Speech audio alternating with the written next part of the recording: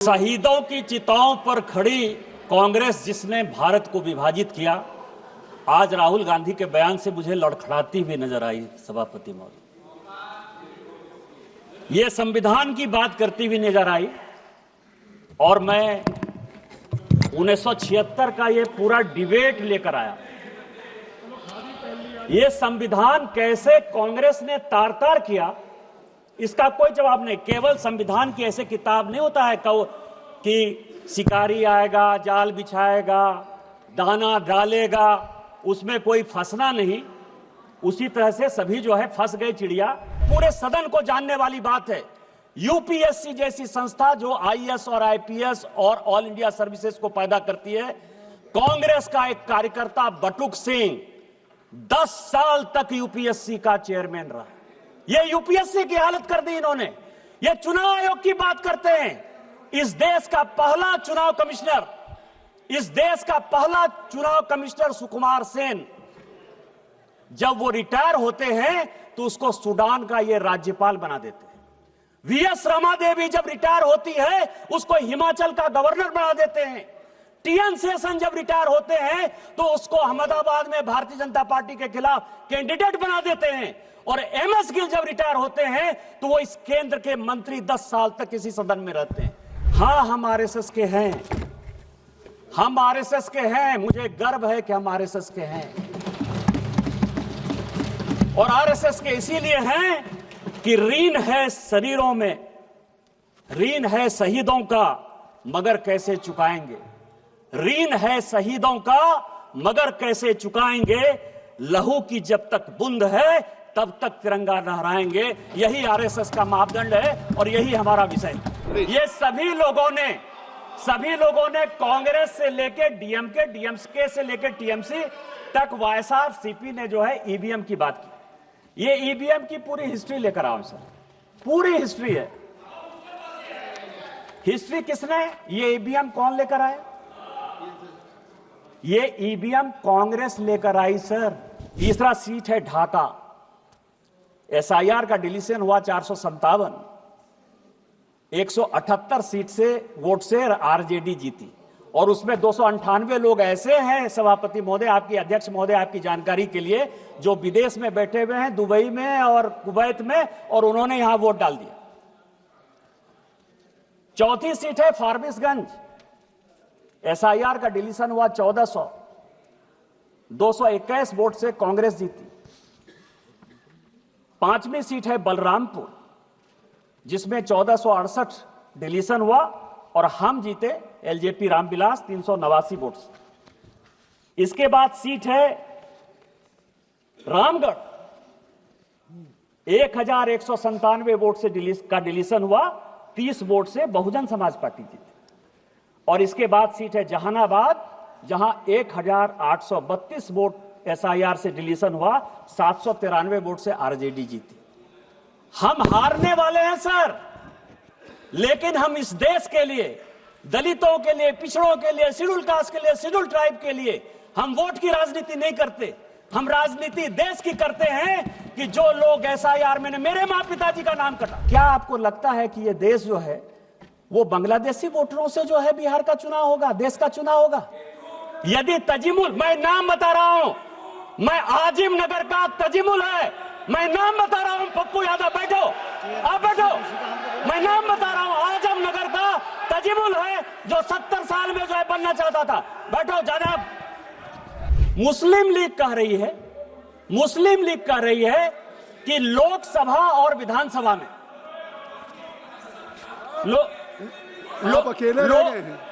लोकसभा, पप्पू यादव जी आप बैठे बैठे मत बोलिए, जब आपका नंबर आएगा स्पीकर सर, कि लोकसभा और विधानसभा की अलग सीट हमको दो, नहीं तो हम जो है भारत का विभाजन कर देंगे। हम ऐसे दुर्भाग्यपूर्ण राज्य से आते हैं, झारखंड से, जहां की पूरे देश भर में डिलिमिटेशन हो गया। हमारे यहां झारखंड में आज भी डिलिमिटेशन नहीं हुआ। और अभी जो 2026-27 में डिलिमिटेशन होगा, मैं सोचता हूं कि शायद वहां भी डिलिमिटेशन नहीं होगा। उसका कारण यह है सर कि 1951 में हमारे यहां आदिवासियों का पॉपुलेशन 45% था। आज जब 2011 की जनगणना हुई तो आदिवासियों का पॉपुलेशन केवल और केवल 27-28% है, केवल 27-28%। और इसीलिए जब 2008 में डिलिमिटेशन होने लगा तो लोकसभा की 1 सीट और विधानसभा की 3 आदिवासी की सीट खत्म होने लगी।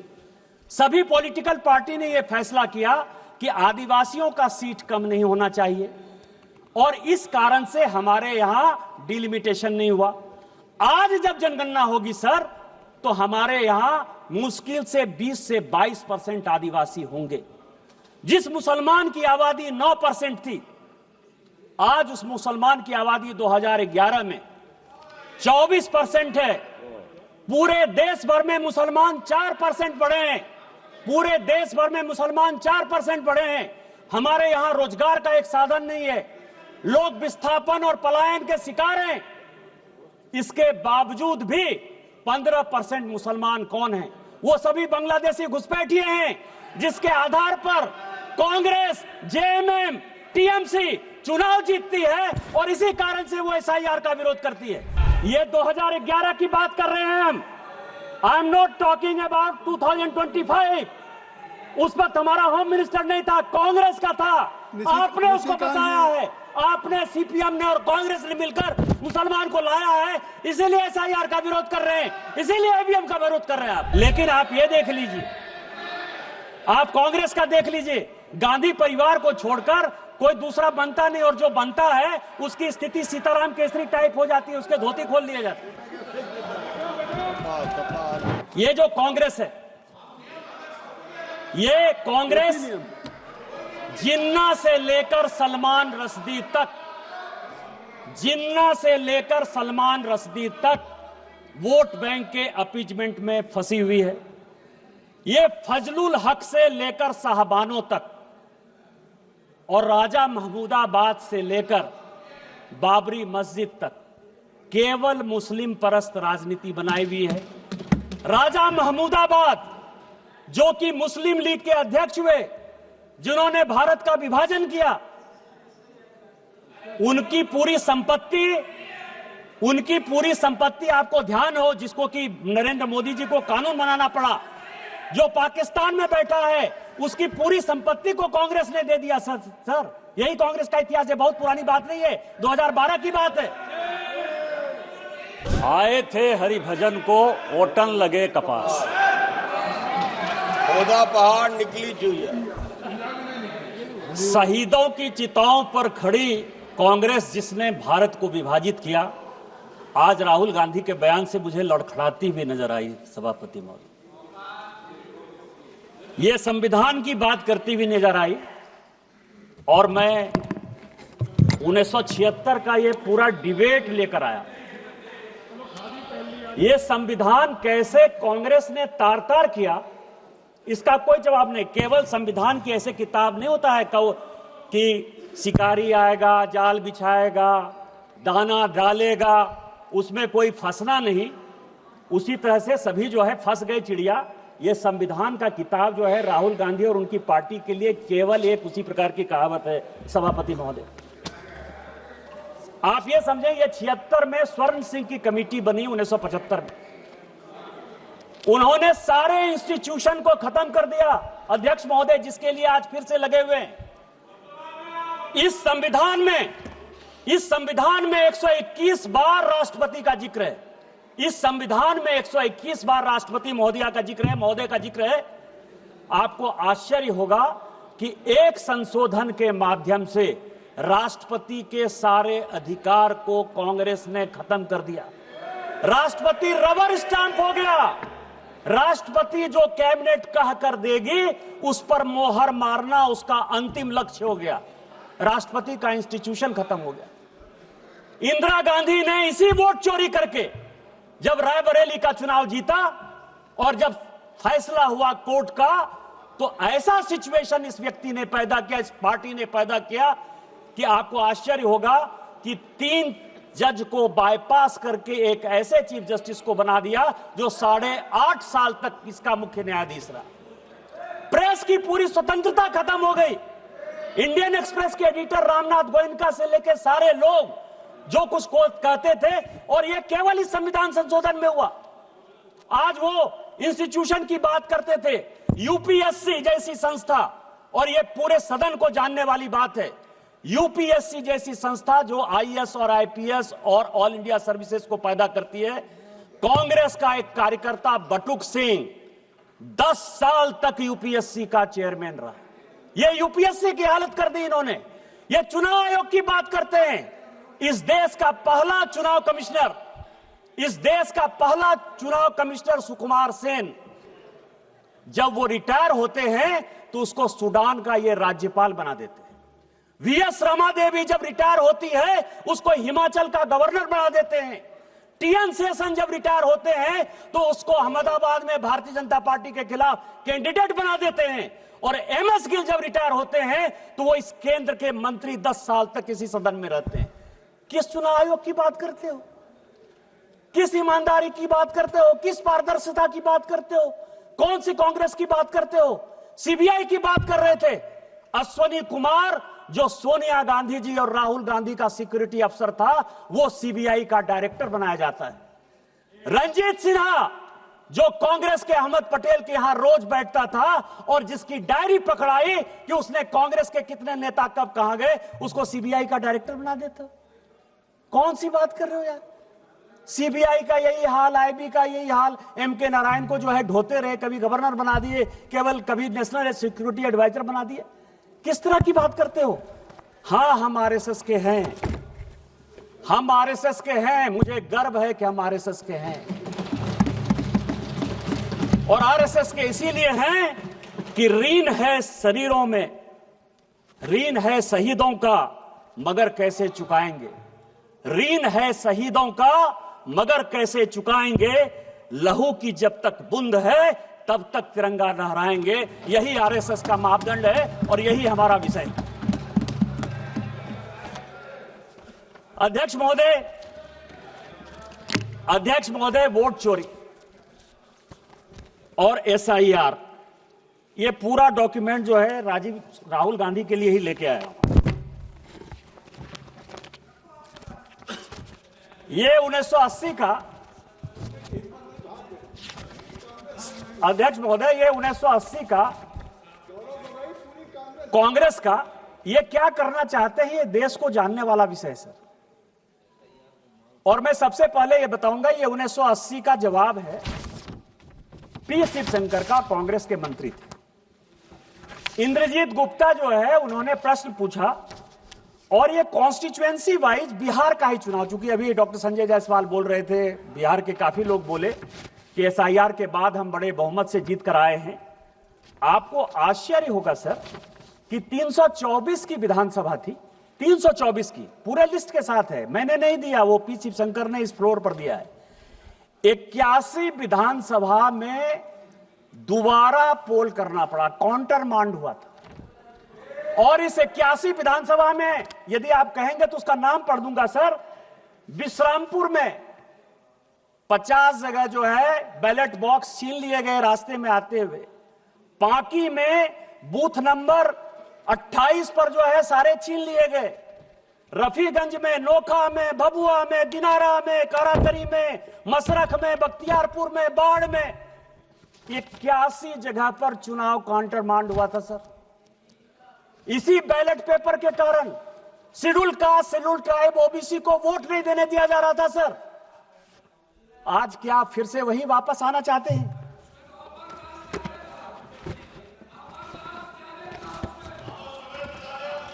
ये मैं आपको सभापति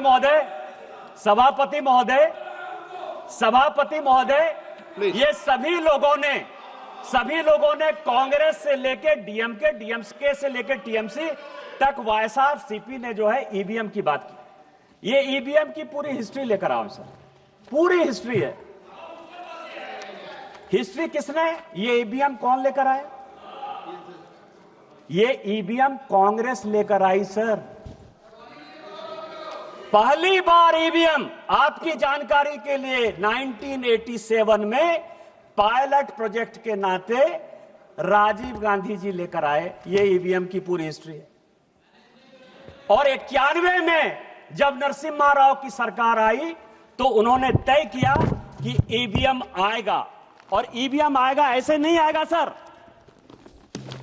ये सारी रिपोर्ट है सर, ये रिपोर्ट है 1961 के सेलेक्ट कमेटी की, और ये रिपोर्ट है 1971 की सेलेक्ट कमेटी की। ये पूरे पार्लियामेंट को जानने वाली बात है। दोनों रिपोर्ट के अध्यक्ष जगन्नाथ राव कांग्रेसी थे, और जो 1971 की रिपोर्ट बनी उसमें एचआर गोखले जो कांग्रेस के लॉ मिनिस्टर थे, और दोनों रिपोर्ट में क्या कहा, दोनों रिपोर्ट में यह कहा कि एसआईआर की आवश्यकता है, स्पेशल इंटेंसिव रिवीजन होना इलेक्टोरल फॉर्म्स का सबसे बड़ा विषय है।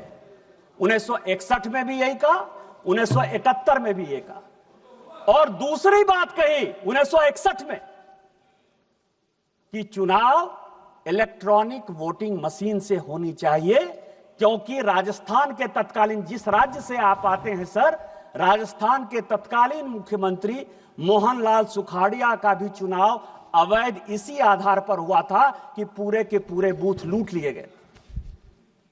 इतना ही नहीं हुआ था सर, इतना ही नहीं किया इन लोगों ने।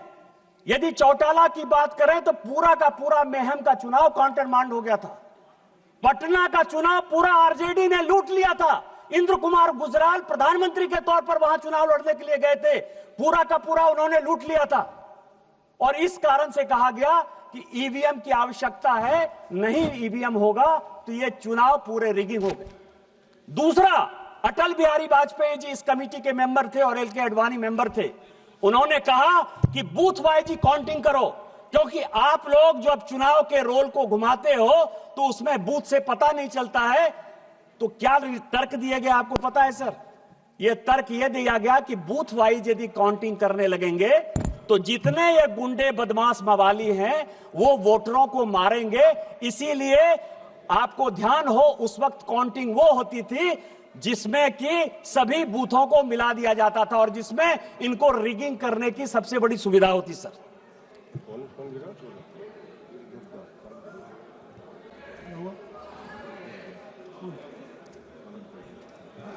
गिरे हैं, ठीक है ना, पेट बुढ़िया। चलो बोलिए बोलिए।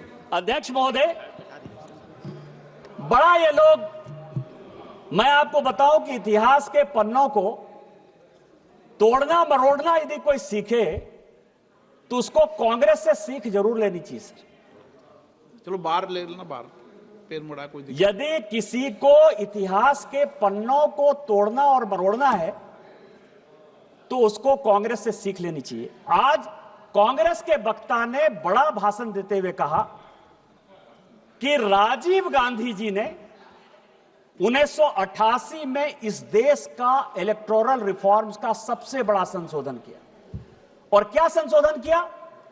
21 साल जो उम्र थी उस उम्र को 18 साल कर दिया। सर, यदि कांग्रेसियों में हिम्मत है तो ये 1972 के ज्वाइंट कमेटी की रिपोर्ट है। 1972 के ज्वाइंट कमेटी की रिपोर्ट है जिसने कि ये रिकमेंड किया कि 21 साल के बदले 18 साल होना चाहिए, और उसको करने में अटल बिहारी वाजपेयी और लाल कृष्ण आडवाणी का नोट ऑफ डिसेंट। मैं इसको प्लेस कर दूंगा सर। ये हमने किया, आपने 16 साल, चूंकि हमको मौका नहीं मिला शासन में आने का, और 2 साल जो हम मौके में थे 77 से लेकर 80 तक, इतनी लड़ाई हो गई कि हम इंप्लीमेंट नहीं कर पाए। आप उसको 16 साल बाद इंप्लीमेंट कर पाए। आज उसके लिए आप कहते हो कि हमने ले लिया, हमने ले लिया, हमने ले लिया, हमने काम कर लिया। आज एसआईआर की जो बात हो रही है और जो महाराष्ट्र और इसकी बात हो रही है सर, आपको मैं बताऊं कि मैं बिहार का और महाराष्ट्र का रिजल्ट लेकर आया हूं सर। एसआईआर कहां हुआ, वोट कहां बढ़े, कहां घटे, और किस पार्टी को कौन सी सीटें मिली।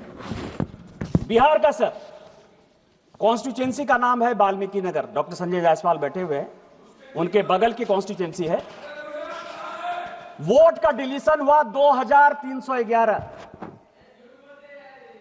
वहां से 1675 वोट से जो बलेरो में बैठने लायक जितनी सीटें मिली, 6 सीट जो कांग्रेस को मिली, उसमें से 1675 वोट से कांग्रेस जीती। दूसरा सीट है चनपटिया,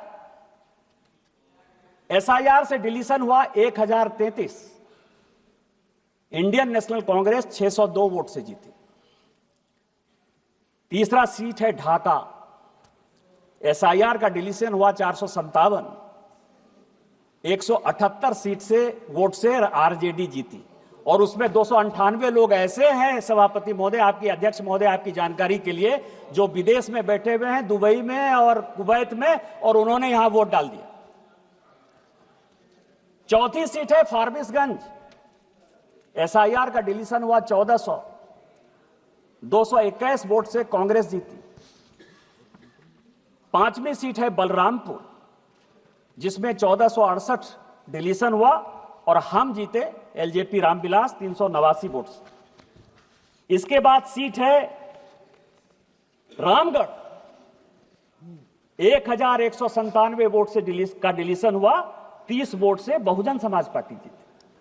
और इसके बाद सीट है जहानाबाद, जहां 1832 वोट एसआईआर से डिलीशन हुआ, 793 वोट से आरजेडी जीती। हम हारने वाले हैं सर, लेकिन हम इस देश के लिए, दलितों के लिए, पिछड़ों के लिए, शेड्यूल कास्ट के लिए, शेड्यूल ट्राइब के लिए हम वोट की राजनीति नहीं करते। हम राजनीति देश की करते हैं कि जो लोग एसआईआर में, मेरे मां पिताजी का नाम कटा, मेरे मां पिताजी गांव में नहीं थे, मेरे मां पिताजी शहर में रहते हैं, मेरे साथ दिल्ली में रहते हैं, उनका नाम कटा। और मुझे खुशी है कि उनका नाम कटा, क्योंकि वो दिल्ली में रहते हैं तो किसी कीमत पर बिहार में वोट देने के अधिकारी नहीं थे। 70 साल का एसआईआर है क्या सर? 70 साल का एक आदमी तजिमुल, मैं आपको नाम कहता हूं क्योंकि मुझे पार्टी ने प्राणपुर का इंचार्ज बनाया था सर। एक मुझे खबर मिली, मैं उसके घर पर गया, तजिमुल नाम था। 70 साल में वो आदमी आकर कहता है कि मैं वोटर लिस्ट में अपना नाम डालना चाहता हूं। इलेक्शन कमीशन ने पूछा कि 18 साल जब वोटिंग का राइट हो गया तो आप 70 साल तक क्या कर रहे थे? 2020 के वोटर नहीं, 2015 के वोटर नहीं, 2010 के वोटर नहीं, 2005 के वोटर नहीं। तो क्या आपको लगता है कि यह देश जो है वो बांग्लादेशी वोटरों से जो है बिहार का चुनाव होगा, देश का चुनाव होगा? यदि तजिमुल, मैं नाम बता रहा हूं, मैं आजिम नगर का तजिमुल है, मैं नाम बता रहा हूं, पप्पू यादव बैठो, आप बैठो, मैं नाम बता रहा हूं, आजम नगर का तजिमुल है जो 70 साल में जो है बनना चाहता था। बैठो जनाब। तीसरा सर, महाराष्ट्र की बात है सर। महाराष्ट्र में कलवा एक सीट है सर, वोटर बढ़े 41,000।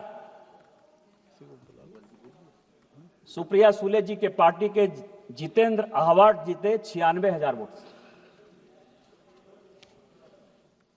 भिवंडी वोट बढ़ा 37,000।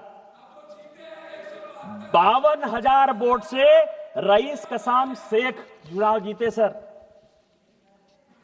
खेड अलांदी 23,000 वोट बढ़ा, 51,000 वोट से बाबाजी रामचंद्र काले जीते। मेरे पास पूरी लिस्ट है, मेरे पास 100 जगह की लिस्ट है। यदि कहेंगे तो मैं प्लेस कर दूंगा, इतना समय में लेना नहीं चाहता, लेकिन मैं ये कह रहा हूं, यदि वोट इंक्रीज हुआ तो फायदा महायुति को हुआ।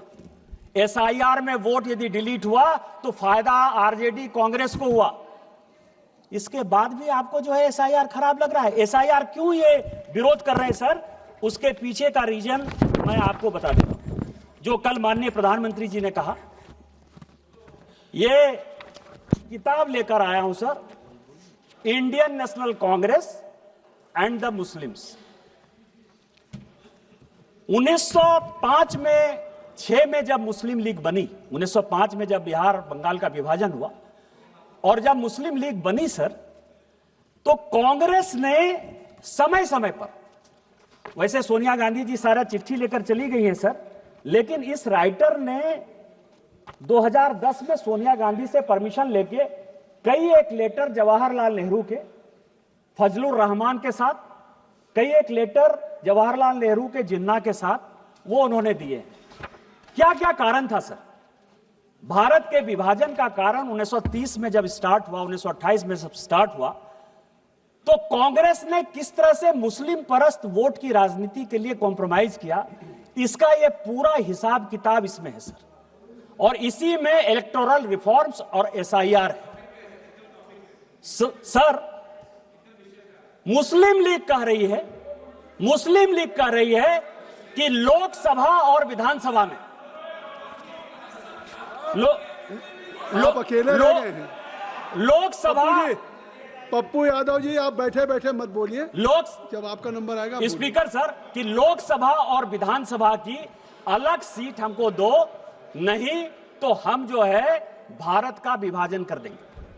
गोलमेज सम्मेलन में फैसला नहीं हुआ, 37 का चुनाव आ गया, और 37 के चुनाव में एक दूसरे के साथ कैसे फ्रेंडली फाइट होना है, मैं आपको बताऊं, मैं किताब रख दूंगा सर, कि जिन्ना ने यदि कांग्रेस के खिलाफ बयान दिया तो नेहरू जी उसको चिट्ठी लिखते हैं कि तुम जो है मेरे खिलाफ क्यों बयान दे रहे हो, और यदि नेहरू जी ने जिन्ना के खिलाफ बयान दे दिया तो नेहरू जी तो Jinnah nothing will go on record except Nishikant Dubey ji what he is saying, nothing will go on record. आप ये समझे सर कि इसी तरह का सिचुएशन जो 1906 से लेकर 1947 तक भारत के विभाजन की रूपरेखा जिस तरह से रखी गई, उसी तरह इलेक्शन कमीशन के खिलाफ जाकर, एसआईआर के खिलाफ जाकर पूरी की पूरी कांग्रेस पार्टी उसी तह पर जाना चाहती है।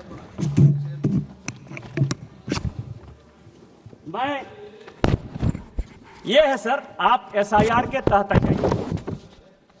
अभी बंगाल का चुनाव हो रहा है सर, और बंगाल के चुनाव में मैं कुछ चीजें जनता के जानकारी के लिए आपके माध्यम से, सदन के माध्यम से डालना चाहता हूं सर, कि 2011 में टोटल पॉपुलेशन बंगाल का 9 करोड़ 13 लाख पॉपुलेशन की वोटर टोटल पॉपुलेशन, और उसमें 6 करोड़ 44 लाख हिंदू हैं, और लगभग 3 करोड़ मुस्लिम हैं, और लगभग 6.5 लाख क्रिश्चियन।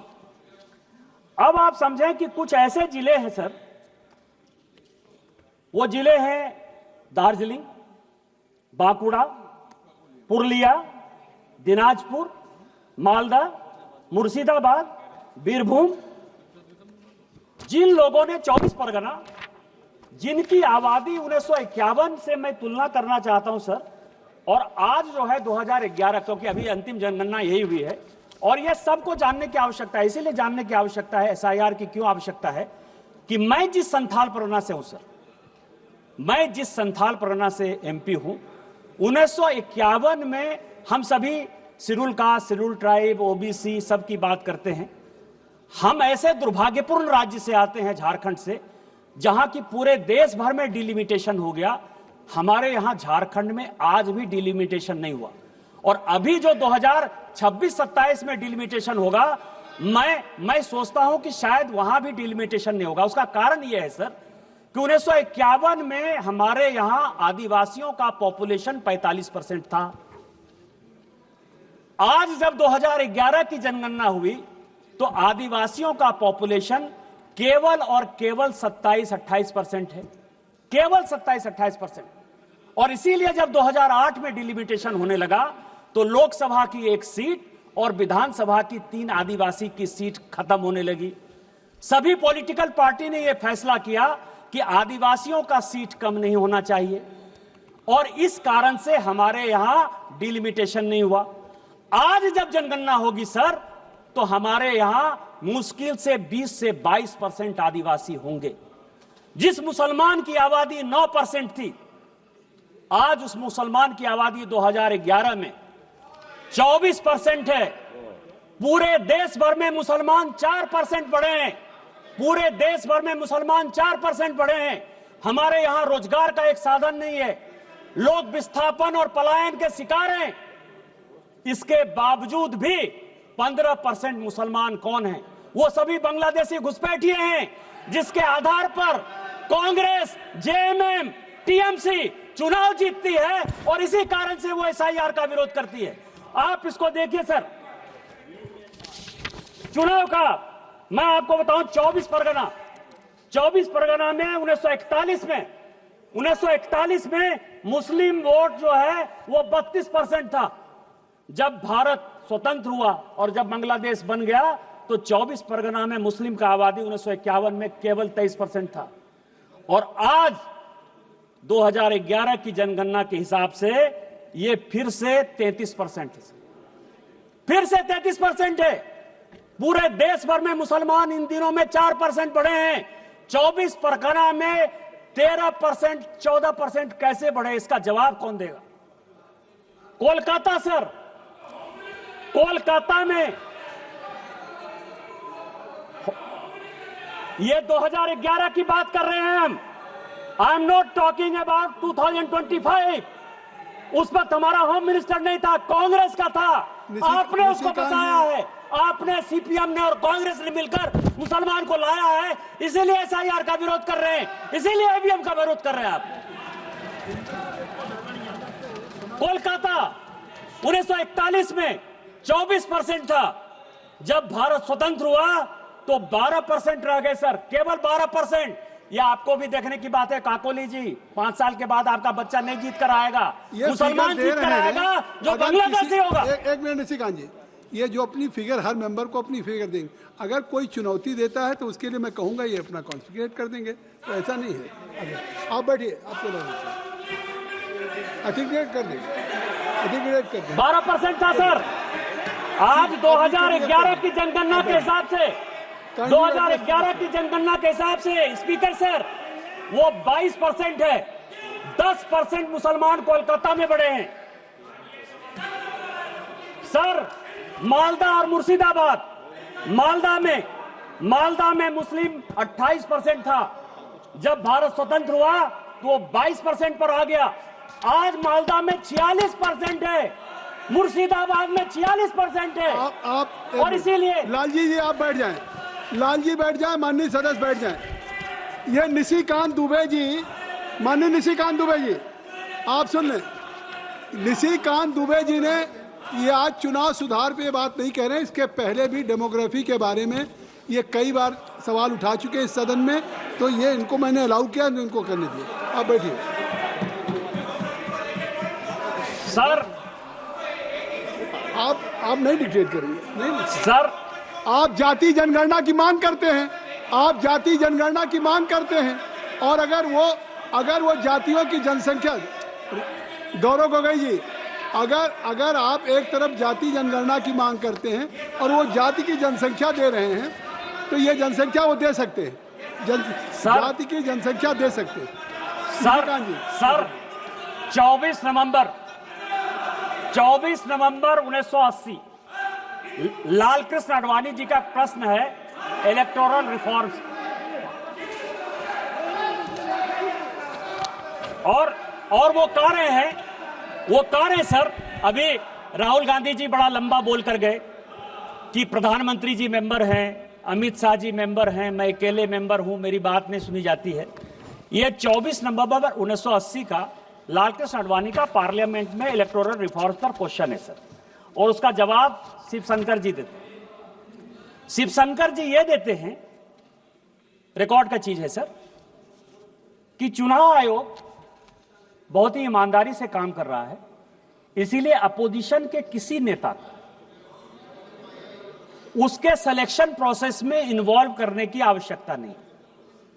1950 से लेकर 2014 तक आप जो है लगभग 64 साल तक आपने जिसको चाहा चुनाव आयोग का अधिकारी बैठा दिया।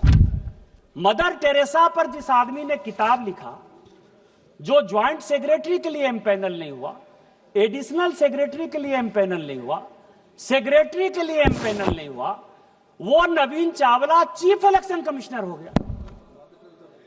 केवल मदर टेरेसा का जो है, केवल क्रिश्चियनिटी को जब बढ़ा रहा था, केवल उसके आधार पर आपने चुनाव आयोग बना दिया। एमएस गिल, जिसने की राहुल, जब Sonia Gandhi ji office of profit के चक्कर में फंस गई और लगा कि ये दीवार हो जाएंगी, 6 साल के लिए चुनाव लड़ने के लिए काबिल नहीं रहेंगी, उस एमएस गिल को आपने जब बचाया, उसने उसके रिटायर होते ही 10 साल तक उसको ढोते रहे, आप केंद्र में मंत्री बनाए रखे। आज आप जो है 100 चूहे खा के बिल्ली चले हज को। हमने तो कम से कम एक कमेटी बना दी कि कम से कम आपको चुनाव आयोग के घोषणा के पहले, यदि आपको लगता है कि बात नहीं सुनी जाती है, तो चुनाव आयोग के घोषणा के पहले आपको लिस्ट भेज देते हैं। आप उस कमेटी के सदस्य होते हो, कम से कम नोट ऑफ डिसेंट आप लिख देते हो। हम लोगों के नेता को सर, चाहे वो अटल जी हो, चाहे अडवाणी जी हो, चाहे मोदी जी हो, चाहे अमित शाह जी हो, चाहे सुषमा जी हो, जब वो लीडर ऑफ द पार्टी थी, मुख्यमंत्री थी, तो उसको तो अखबार से ही पता चलता था ना सर।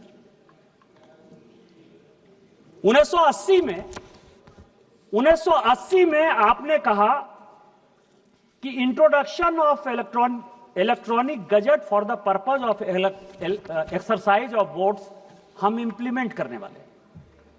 1980 से आप जिन चीजों को पूरे देश को घुट्टी पिलाते रहे, हमारे जैसे लोगों को मूर्ख बनाते रहे, बैलेट से जो है आप लूट कर जो है हमारे वोटर को तंग करके यहां आते रहे और कहते रहे बार बार कि हम इलेक्ट्रॉनिक गैजेट से चुनाव लड़ेंगे, आज उसी ईवीएम के खिलाफ आप मुझे बताने की कोशिश कर रहे हो। इसके अलावा जो स्थिति है सर, यह तारकुंडे कमेटी आपने बनाई। आपने कहा कि इलेक्टोरल बॉन्ड, यह तारकुंडे कमेटी और यह गोस्वामी कमेटी की 2 रिपोर्ट लेकर आया। कहा कि स्टेट की फंडिंग यदि नहीं हो पा रही है तो एक ऐसा कॉर्पस बनाना चाहिए लाइक इलेक्टोरल बॉन्ड, जिसके आधार पर चुनाव की ट्रांसपेरेंसी हो। यह रिपोर्ट है सर।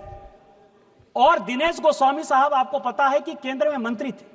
जिस रिपोर्ट का जिक्र किया मैंने सर, पहली बार ऐसा हुआ ज्वाइंट पार्लियामेंट्री कमेटी में कि एक मेंबर ऑफ पार्लियामेंट के अंडर में कानून मंत्री HR गोखले उस ज्वाइंट कमेटी का मेंबर था सर। आपने उन सभी जगह जो है कमिट किया कि हम इलेक्टोरल बॉन्ड्स बनाएंगे। आज इलेक्टोरल बॉन्ड्स यदि आया, बीजेपी के पास आया तो कांग्रेस के पास भी आया, डीएमके के पास भी आया। डीएमके के तो पूरे जो किंग है सर, किंग मार्टिन, जो एकदम पूरा प्ले के गेम के किंग है, उन्होंने ही पूरा का पूरा पैसा दिया, टीएमसी को पैसा दिया। आप जो है इन सारे चीजों के बाद आप मुझे जो है उंगली दिखाने की कोशिश कर रहे हो। इस चुनावी प्रक्रिया में यदि किसी एक पॉलिटिकल पार्टी ने कंसिस्टेंट होकर अपने विचारों को स्पष्टता के साथ रखा तो केवल भारतीय जनता पार्टी। इस देश में, और मैं ऑन रिकॉर्ड ये बात कह रहा हूं, इस देश में 3 ही प्राइवेट मेंबर रिजोल्यूशन आज तक पास हुए। सभी सरकारी रिजोल्यूशन, सभी सरकारी बिल पास होते हैं। 3 रिजोल्यूशन पास हुआ है। एक रिजोल्यूशन पास हुआ है लाल कृष्ण आडवाणी का, जिन्होंने कि इलेक्टोरल रिफॉर्म्स पे रिजोल्यूशन पास किया। और आज जो कुछ भी आपको दिखाई दे रहा है, वीवीपैट दिखाई दे रहा है, ट्रांसपेरेंसी दिखाई दे रहा है, सीसीटीवी की बात कर रहे हो, चाहे वो चुनाव में कोई आदमी यदि गड़बड़ी करेगा तो जेल जाने की बात करते हो, 171 को मजबूत करने की बात करते हो, वो सारे के सारे लाल कृष्ण आडवाणी के पास किए हुए कानून हैं इस पार्लियामेंट से। और मैं इसलिए ये बातें कहता हूं कि दूसरा खुशनसीब सांसद मैं हूं जिसने 370 और 35A के खिलाफ जो है इसी पार्लियामेंट में आप ही लोगों से रिजोल्यूशन पास किया, क्योंकि मैं बहुत पुराना आडवाणी जी की तरह पुराना सांसद नहीं हूं। मोदी जी की कृपा के कारण वो पास हो पाया और आज माननीय अमित शाह जी ने 370-35A खत्म करके कम से कम वहां भारत का कानून लागू कर दिया। नहीं तो इलेक्टोरल रिफॉर्म्स में हमारा चुनाव, आपको पता है कि आपने जब संविधान संशोधन की आश्वासन कमेटी में, तो राज्यसभा की तरह लोकसभा को 6 साल कर दिया। जम्मू कश्मीर में प्रत्येक विधानसभा जो है 5 साल में खत्म हो जाती थी। जम्मू कश्मीर एकमात्र ऐसा राज्य था जिसमें 6 साल की विधानसभा होती थी। 370 और 35A खत्म करके हमने शेड्यूल कास्ट को भी सीट आरक्षित किया, शेड्यूल ट्राइब को सीट आरक्षित किया और 5 साल की विधानसभा की हमने इंटीग्रेट किया। हमने इलेक्टोरल रिफॉर्म्स किया, आपने नहीं किया। उसी तरह से आज सुप्रीम कोर्ट का जो भी जजमेंट आ रहा हो, लेकिन क्या आपको लगता है कि चुनाव में जिस तरह से पैसे की बाढ़ आ रही है, क्या आज सारे पॉलिटिकल पार्टी को सोचने की आवश्यकता नहीं थी? खोदा पहाड़ निकली चूहिया वाली हालत हो गई। मैं तो राहुल गांधी जी से बहुत कुछ सुनना चाहता था, समझना चाहता था, जानना चाहता था। आज मैं कसम खा के आया था कि आज मैं केवल नेहरू जी की बड़ाई करूंगा, राजीव गांधी जी की बड़ाई करूंगा, इंदिरा जी की बड़ाई करूंगा, क्योंकि ये सारे कमेटी नेहरू जी ने बनाए थे, इंदिरा जी ने बनाई थी या राजीव गांधी जी ने बनाया था। लेकिन मुझे लगा आप परिवारवाद के बहुत खिलाफ। इलेक्टोरल रिफॉर्म्स में आप ही ने पास किया 1972 का। आपको पता है क्या पास किया? कि राष्ट्रीय अध्यक्ष का चुनाव, प्रदेश अध्यक्ष का चुनाव पूरे ट्रांसपेरेंट तरीके से हो। आप ही ने, आपने कहा है, हमारे यहां 6 साल का, आप तो उस पार्टी में 20 साल रहे हो कीर्ति आजाद साहब, हमारे यहां अध्यक्ष को 2 टर्म मिलता है और 1 टर्म अध्यक्ष का 3 साल के लिए होता है। इसीलिए नड्डा जी 2020 में बने हैं, उनका टर्म 2026 तक है। आप अपने यहां देखिए कि ममता बनर्जी जी जब से अध्यक्ष बनी है, कोई दूसरा अध्यक्ष नहीं बना। आप डीएमके में देखिए कि करुणानिधि जी के परिवार के बाद कोई अध्यक्ष नहीं बना है। उसके लिए शरद पवार एक्सेप्शन हो सकते हैं कि उनके पार्टी में अध्यक्ष जो है उनके परिवार के लोग नहीं है, मैं उनको मान सकता हूं। लेकिन आप ये देख लीजिए, आप कांग्रेस का देख लीजिए, गांधी परिवार को छोड़कर कोई दूसरा बनता नहीं, और जो बनता है उसकी स्थिति सीताराम केसरी टाइप हो जाती है, उसके धोती खोल दिए जाते हैं। किस ओबीसी की बात करते हो? किस रिफॉर्म्स की बात करते हो? किस कमेटी की बात करते हो? आपकी जो कमेटी है उसी कमेटी के ये हालात हैं, उसी कमेटी के। मैंने क्या कर दिया? ममता बनर्जी जी यदि अध्यक्ष से नहीं हट रही हैं तो आप लोगों का कीर्ति आजाद को अध्यक्ष बन जाना चाहिए। आप पे कोई आरोप नहीं लगाया है, एक मिनट, आप पे कोई आरोप नहीं लगाया, केवल रेफरेंस दिया है। आपको अवसर तब मैं देता जब आप पे कोई आरोप लगता, तो आपको अवसर लेने का अधिकार है। सभापति महोदय, केवल रेफरेंस दिया। सभापति महोदय, ये जो कांग्रेस है, ये कांग्रेस जिन्ना से लेकर सलमान रश्दी तक, जिन्ना से लेकर सलमान रश्दी तक वोट बैंक के अपीजमेंट में फंसी हुई है। ये फजलुल हक से लेकर साहबानों तक और राजा महमूदाबाद से लेकर बाबरी मस्जिद तक केवल मुस्लिम परस्त राजनीति बनाई हुई है। राजा महमूदाबाद जो कि मुस्लिम लीग के अध्यक्ष हुए, जिन्होंने भारत का विभाजन किया, उनकी पूरी संपत्ति आपको ध्यान हो, जिसको कि नरेंद्र मोदी जी को कानून बनाना पड़ा, जो पाकिस्तान में बैठा है, उसकी पूरी संपत्ति को कांग्रेस ने दे दिया। सर यही कांग्रेस का इतिहास है, बहुत पुरानी बात नहीं है, 2012 की बात है, 2012 की बात है सर। जिस कांग्रेस ने सोमनाथ का विरोध किया, उसी कांग्रेस ने अयोध्या का विरोध किया। आज तक सोनिया गांधी, राहुल गांधी, प्रियंका गांधी कोई अयोध्या का मंदिर दर्शन करने तक नहीं गए सर। सोमनाथ भी कभी नेहरू जी नहीं गए थे, आज नहीं गए। मैं केवल इतना ही अंत में कहूंगा सर कि हम भारतवर्ष का हृदय से अमिट सम्मान करते हैं, यहां के चांदनी मिट्टी का गुणगान करते हैं। मुझे चिंता नहीं है स्वर्ग जाने की, मुझे चिंता नहीं है स्वर्ग जाने की या मोक्ष पाने की, तिरंगा के कफन में मेरा बस चले, यही आह्वान करते हैं। हमारा शरीर तिरंगा के कफन में जाए और इस देश को आगे बढ़े, विकसित भारत 2047 बनाए, और सोरोस फाउंडेशन के आदमी जो देश को टुकड़ा करना चाहते हैं, जो इंस्टीट्यूशन को खत्म करना चाहते हैं, राहुल गांधी की राजनीति को परास्त करें। इन्हीं शब्दों के साथ वंदे मातरम। जय हिंद, जय भारत।